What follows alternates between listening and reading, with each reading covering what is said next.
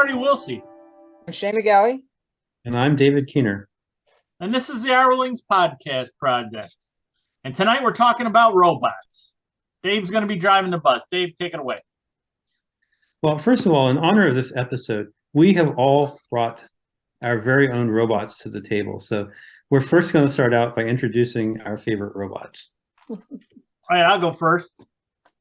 This is Robbie from Forbidden Planet. He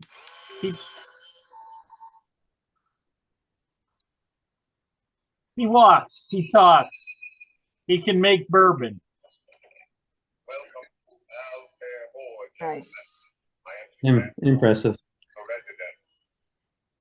Shay, let's see your robot. All right. This is my robot. I actually made him out of polymer clay, but also with real nails that I like stuck into things, like his little antennas, a little screw. And on his back, he has a battery pack that's made out of a penny. And he's just very awesome and cute. And he's been on my desk forever. And I've actually written a short story about him. So that was one of my first ever short stories that was published in an anthology, was about this little guy. So I love robots, but especially this one. Okay.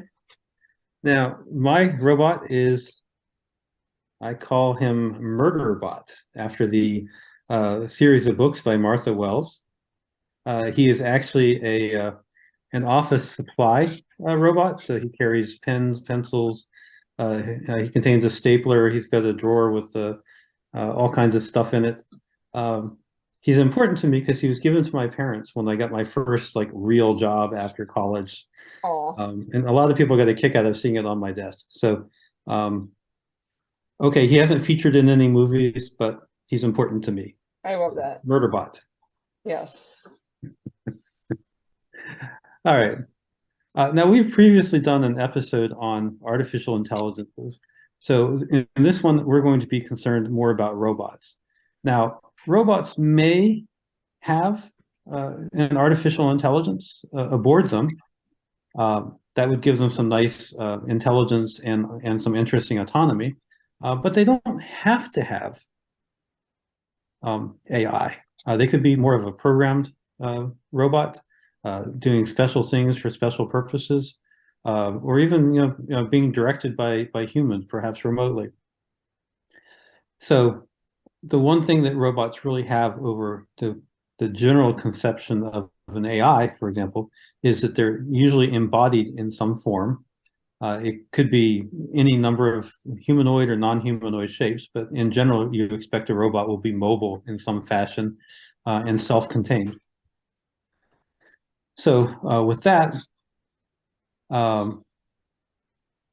it's really hard to talk about robots without actually talking about Asimov's 3 laws of robotics. Now, I hope both of you have encountered those in the past. Yes. All right. So I'll go over them real quick for the benefit of our viewers. 1, a robot may not injure a human being or through inaction allow a human being to come to harm. 2, a robot must obey orders given it by human beings, except when such orders would conflict with the first law. And 3, a robot must protect its own existence as long as such protection does not conflict with the first or second law. Those were coined by Isaac Asimov in his robot stories. And his specific iRobot. Well, iRobot is contained in this, the complete robot. He wrote quite a few robot stories. They were usually murder mysteries or mysteries of some kind where you had to interpret the 3 laws of robotics in order to figure out who done it. So it's one of those things you have to deal with when you're dealing with your robots. It's like, are your robots built with these laws in mind or not? Are they programmed with safeguards like this or not? Thoughts? Well, I read a lot of robots in my stories, and mine are most certainly don't follow the 3 laws, because mine are kind of murdery usually. I've never written ones that follow those laws specifically. I think they're interested. They bring in ethics to robotics, which is interesting. but I think that they're most certainly not required in order to introduce robots into your story. Yeah, I think in the Asimov stories, they were sort of like, his premise was that they were so embedded in what he called the positronic technology that you couldn't build a robot that didn't have those included, which made perfect sense for his stories, where he wanted ironclad rules and you had to do interpretations of the laws to make your story, to make the story work. I don't really know of anybody else who's using such ironclad laws for their stories, nor do I see how you would enforce that in the real world.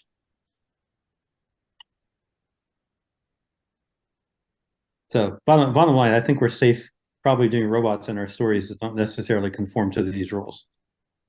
And that will also keep us from getting in trouble with the Asimov estate. Okay. So if we're talking about robots being mobile, let's talk about types. What kind of mobile robots do we have?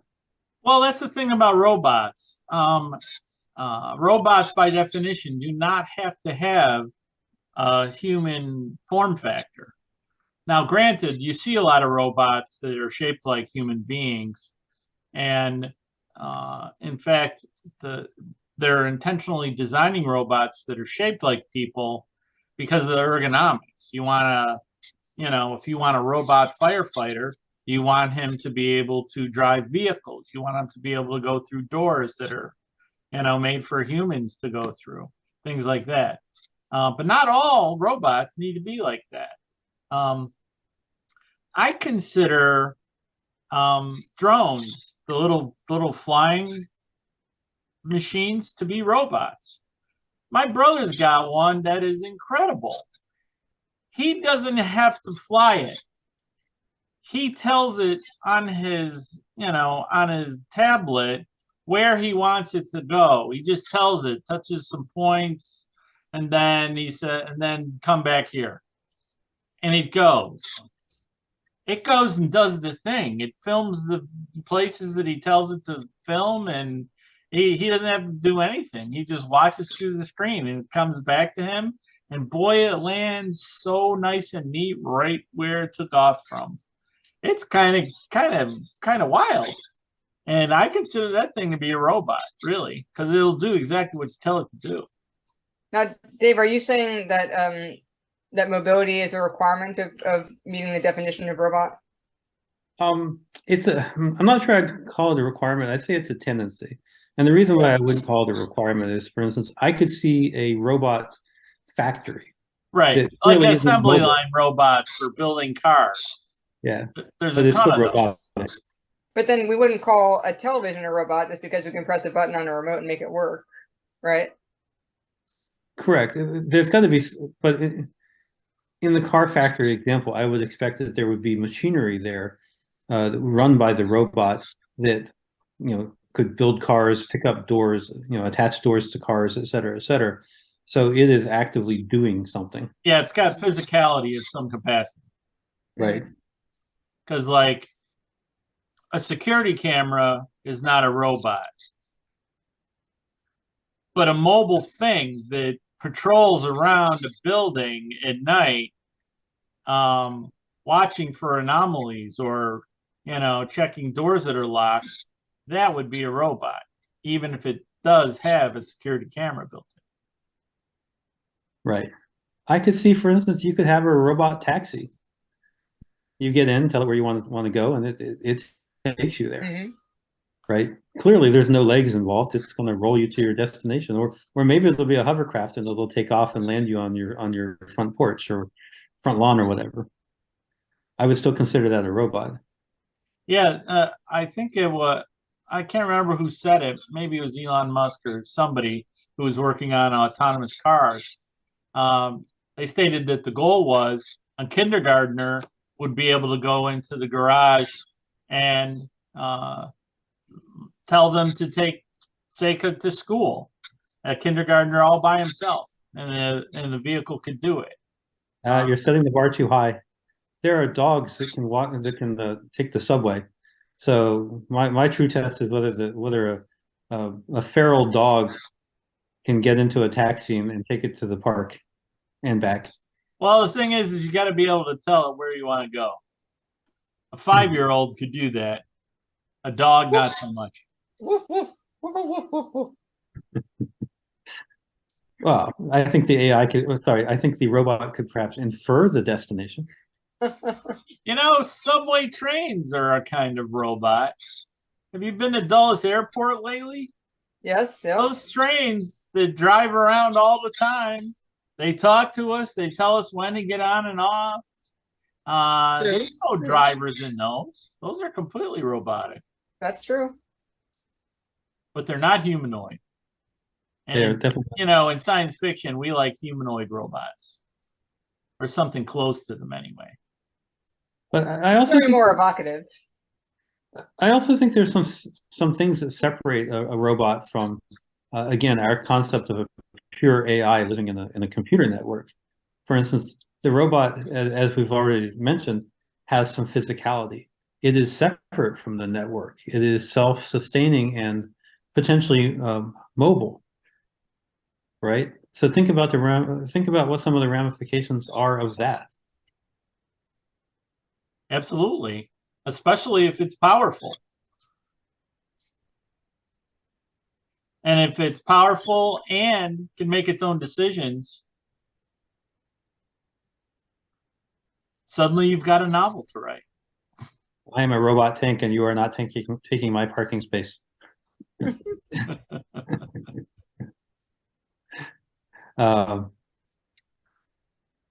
I guess what I'm trying to get at. Batu Barada Nick Toe. Yeah. A robot that you don't want to mess with, or he'll destroy your planet. But for instance, I can see an AI living in a computer network, not having a real good conception of the real world, because it doesn't really exist in the real world, doesn't really see the real world. Whereas a robot is navigating real world obstacles, navigating around people or over people, maybe. Yeah, I think that on top of if you're going to have a robot with AI, to do it effectively, they have to have sensors that can see, that can hear, that can touch, and interact with the world more instead of just answering questions. It really does need to be able to see. It needs to be able to do things. It needs to be able to make 500 gallons of bourbon. But that brings with it something that an AI doesn't have. For example, your AI can't accidentally fall off a cliff. It's true. Your AI. And a robot, if it's completely self-contained, have you guys seen the film Iron Giant? Love it. Yeah, I love that movie. And it's all about this robot that reassembles itself and had forgotten that it's a war machine. And it's a great movie. Great movie. There's a lot of great kids movies around robots. I think robots are kind of like dinosaurs, where it's just something kids are fascinated by, which is a wonderful thing. But I've seen it done really beautifully in kids movies, and there's also a lot of opportunity for very lighthearted and humorous stories with robots. In fact, there's a great movie that I love, actually, called Robots, that has a bunch of great, like, Gregor and some other stars. I think that was one of Robin Williams' last movies. Yeah, all the funny Star Wars movie. movies, the robots in there are often used for comedy relief. Exactly, yeah. But Yeah, there's they're also often some evil robots in there too. Yeah, a lot of the robots in Star Wars are like faithful companions. Yeah.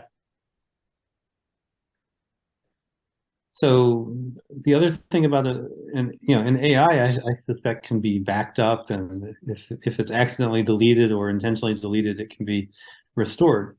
But your robot, it's got the potential for mortality, just like people do. Right. And I think that's a fundamental difference with robots. If Yeah, your drone being flies into self-contained and persistent, it could have a potential lifespan. Mm-hmm. which could be longer than a human, but it doesn't necessarily have to be. Yeah, it depends on the environment. So I feel like that potentially gives robots a perspective. Sometimes a perspective that humans can't have, sometimes a perspective that a pure AI couldn't have. All right, what are some other examples maybe of like non-humanoid robots? Well, do you ever see the Disney movie, The Black Hole?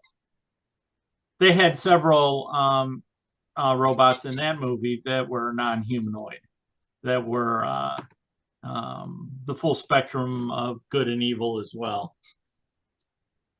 Do we consider Wally humanoid? Wally is non. Wally's not really humanoid. Yeah. I mean, but he does have arms and eyes, I guguess. But He's kind of in between. he's emphatically not going to fit in a chair. Yeah, I think he's he not. is a purpose-built robot. It's there's a good science fiction stories where robots grow beyond their programming, their original function, and actually move on to greater things. Because like in Star Wars, the R2 units, they were actually made designed to be astro navigation systems for a new style X-wing fighter in Star Wars. To put my nerd hat on. But like R2D2, he went beyond his programming. Well, here's a couple examples. The Bolo series by Keith Laumer was all about tanks. Bolos are these huge nuclear-powered tanks with powerful weapons, and they accompany humankind all the way to the stars and beyond. In many cases, they become so sophisticated that they become guardians of humankind. And from the same author, there's a plague of demons, where an alien species uses humans and essentially uploads them into tanks to fight a war amongst the alien parties. So we haven't really talked about robots that contain, say, uploaded humans or or simulated humans. I've seen a number of stories like that. And have you guys read the Murderbot stories? I have. Yes. Those are fun. Isn't the bot in that one like part human, part bot? That's correct. He is technically a cyborg. Yeah, cyborg. With some human parts and some artificial some parts. Organic, some mechanical. Yeah. I mean, basically, you're describing me. And me. I have quite a lot of metal components that I have embedded in my flesh, keep me put together. Nice. I have a few fillings, but that's it. So I don't think I quite qualify as a cyborg yet. But yeah, I set off metal detectors. That's right. Yeah, I think inconvenient at times. I think the intent was in the Murderbot stories. Murderbot was, and it was never quite clear how human Murderbot was, but people could definitely interact with him, it, whatever you want to call him, as if he was human. So he had to be passable as a human, yeah, but very uncomfortable in social situations. And so it was a fascinating set of stories. Yeah, very much so. All right. So what have I left out about robots? I feel like there's probably more we can talk about on this theme. Well, robot science fiction stories, they can go in a lot of different ways. I mean, everywhere from Westworld kind of robot plot lines. You can have robots that are so human-like. They, there can be potential romance with humans. We kind of talked about that last week with the movie Her, but that episode was about artificial intelligence, and the same kind of thing has happened with robot plots, and so the full wide range of all kinds of plots. If you make it science fiction and put robots in there, pretty much any story can be retold with robots. I would encourage our viewers to just think about the role that you want robots to play in your science fiction story or your whatever story.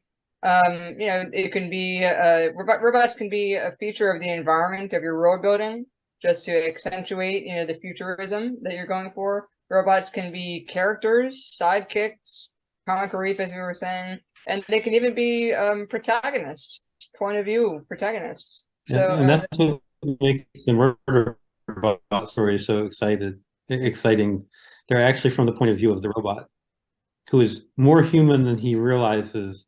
right. So it's like we know things about him that he doesn't know about himself, and it's really intriguing. Yeah, have you ever read any stories about when humanity begins to rely too much on robots, and then they, can't take care of themselves without them? It always makes me think that, I don't know anybody's phone number anymore because, my phone knows all that. Yeah, I've seen some apocalyptic stories that are like that, where people are still living in, dome cities that are slowly stopping to work, and they don't know how to repair them, and the robots aren't working anymore. And there's some fascinating, if depressing, fiction along those lines.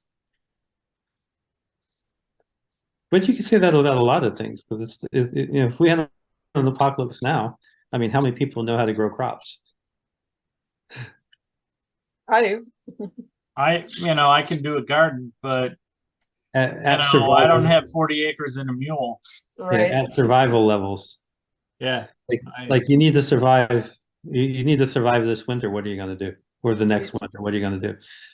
You need a lot more land, as Marty said.